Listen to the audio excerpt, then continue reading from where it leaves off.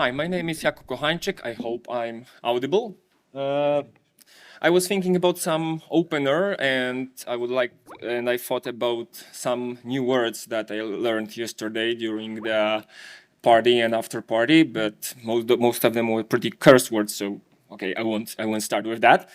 But today, I would like to talk with you about SLAs and how we can handle the SLA in software development projects. Those use cases we're going to talk can also relate to not software development projects, because the product we're going to talk about today is not only related to software development, but as a whole SLA idea. So I will start with the quick introduction, what the SLA is, when not to use SLA, how can we introduce the SLA to the third line of support, and maybe we can talk a little bit more about the OLA and what's OLA and how can we use the app called SLA Powerbox for measuring that. So what is SLA?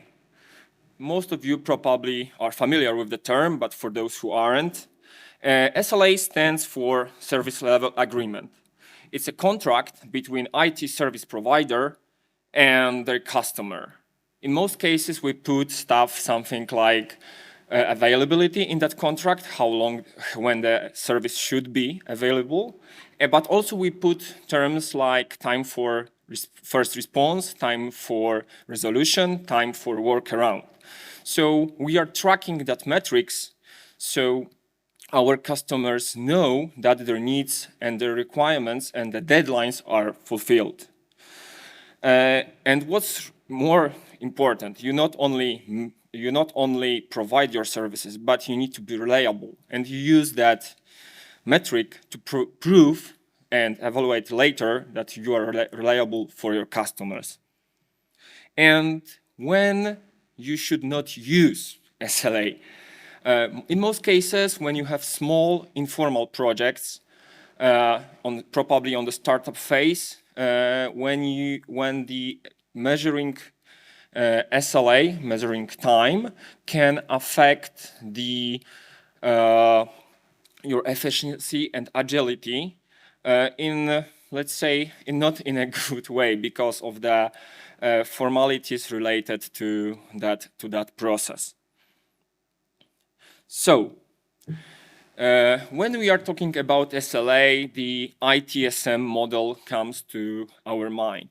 We have our customer, we have a three-line support model that most of you probably know, the first line of support, first-line engineers that are handling the most basic scenarios that, let's say, whose time is important, but they are way cost-effective than the second line of support, not to mention the first line of support. So your first line and second line engineers are the biggest buffer between your third line of support. Is the laser pointer working? But not on this, okay. So it's not a mistake that I put the third line of support that far away from the customer. Yeah, they need to be buffered because that resource is pretty scarce. And also in JSM, in Jira, you don't want to introduce your software developers to contact with the customer. They don't need to be bothered the customer. Not to mention that if they have access to your JSM project, to the service project, the software developers will consume the pretty pricey license. So, because if they need to contact the customer, they will need to have the license. If they need to log time against the software JSM project, they need to have the license. Not to mention that your software developers have pretty great tools already. They have Kanban boards, they have Scrum boards, which is way better for them to deliver the requirements, but gathering those requirements to be delivered, this is something that can be handled by first and the second line of support. So how can this work? How can you use the SLA Power Box for tracking SLA, measuring, keeping everything on track, making sure that deadlines are met? So when the customer creates a ticket, like we have our own support SLA Powerbox project, that it means that something doesn't work, but you can say that the ticket is created, and with SLA Powerbox, that's a great nifty little feature that we added recently, is that you can put the metric clock in the customer portal. This is the view from the customer portal. If the company values the transparency, the customer sees what's the most important for them, time to resolution. So the deadline, when the issue will be resolved. So later, from the customer portal, the issue is created. It's created in the agent. It's in the Jira. But later, with the proper workflow configuration with some automation tools or not, you can be easily delegated to the development. You can use the, there is send to dev button. So it's a nifty little tool to just create new ticket in the separate project SLA dev. So your developers will have this on their board. And with SLA Powerbox, they can see the same issue, SLA Dev 11, on their board with the information when they should deliver fix of this bug. And when we are also talking about the reporting from this process, as I mentioned, the first and second and third line of support, we have, I don't know how much can you see because I thought it will be on that screen. Sorry for that. We have something called SLA Analytics. SLA Analytics, am I audible there? SLA Analytics is a nifty little tool that allows you to aggregate the time that this ticket stayed in. So right now, I have configured for the sake of this demo that it will measure time, how long it stayed in each line of support, first, second, and third line. It's just standard custom field select list, but you can use SLA Analytics for assignees, for statuses, and whatever custom field you have in Jira. And you can, and later, you can see the same information in a form of pie chart. So it's also pretty useful. And with SLA Powerbox, you can define your times, deadlines for priorities, but in most cases, you're gonna just use any JQL you wish and define the deadline by the hours. And you can also share the same configuration between multiple, what we call agreements. Agreement is just a definition of the metric and the behavior of the metric and the goals, the deadlines.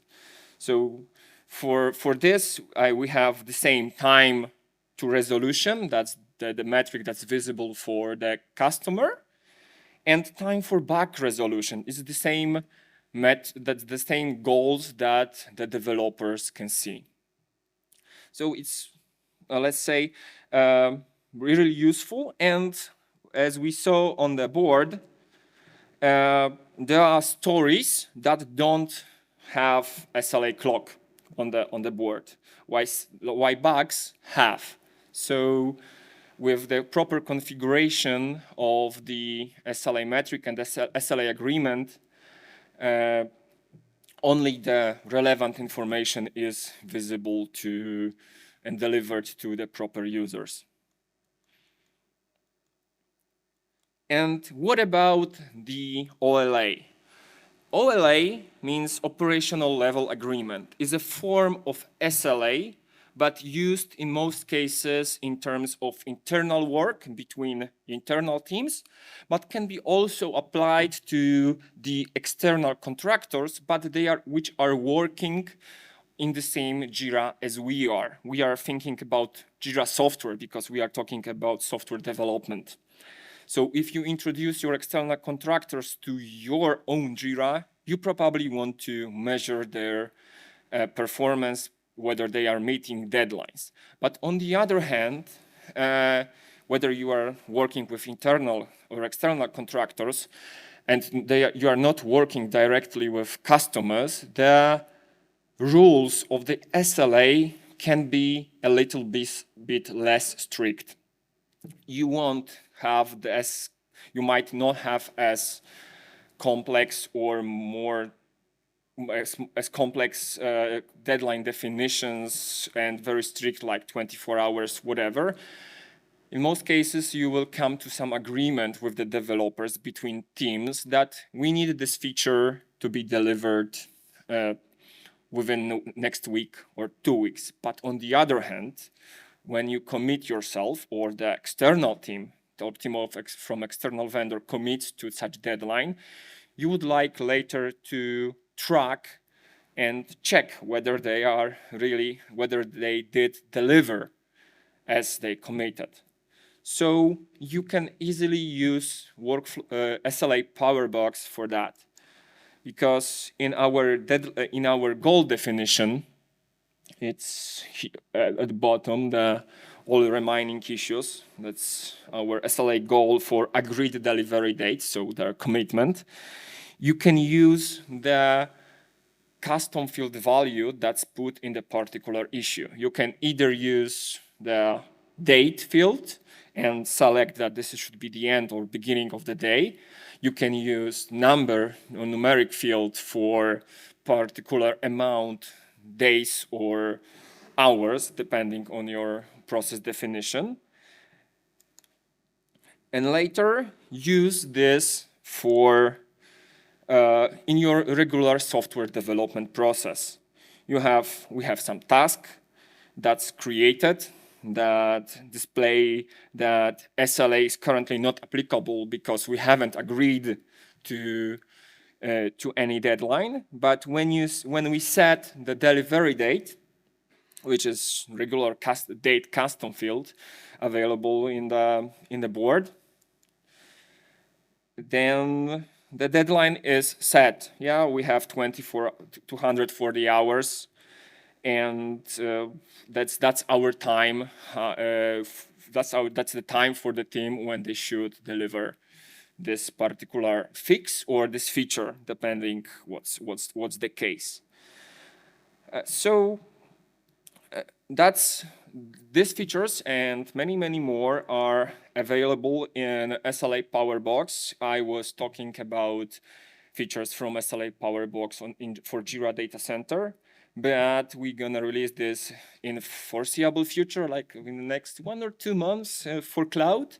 So please remember to check this app on the Atlassian marketplace. And if you have any questions regarding this app or any other, please meet me at the booth or contact me directly, and I will be more than happy to tell you more about this app and any other apps. So thank you.